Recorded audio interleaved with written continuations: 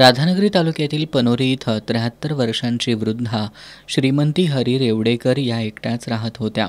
7 September रोजी त्या घरात नसल्यानं आजूबाजूच्या लोकांनी तिचा शोध घेतला। त्यावेळी तिचा मृतदेह शेजारील गोबर गॅसमध्ये आढळून आला होता। याबाबतची माहिती मिळताच राधानगरी पोलीस घटनास्थळी दाखल झाले।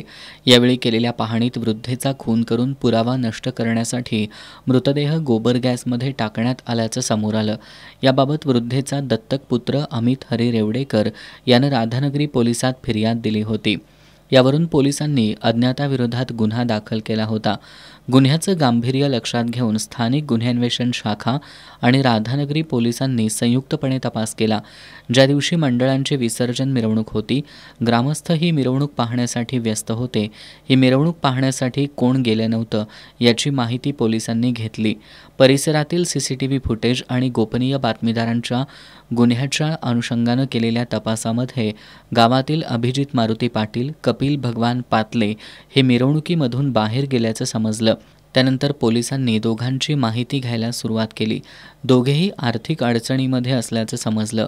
हाच संशयाचा धागा पकडत त्यांना स्थानिक गुन्हे अन्वेषण शाखेच्या पथकानं ताब्यात घेतलं। अभिजित आणि कपिल हे दोघेही बालपणीचे मित्र आहेत। दोघेही आर्थिक अडचणीत असल्यानं दोघांनाही पैशाची नितांत गरज होती। श्रीमंती हरी रेवडेकर ही वृद्धा घरात एकटीच असते आणि तिच्या अंगावर दागिने असतात याची त्यांना पूर्ण माहिती होती। तिच्या अंगावरील दागिने लुटण्याचा त्यांनी 1 महिन्यापूर्वी कट रचला होता।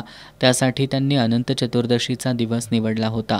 त्याप्रमाणे गावामध्ये सार्वजनिक गणेश विसर्जन सुरू असताना गावातील नागरिक मिरवणूक पाहण्यासाठी बाहेर होते।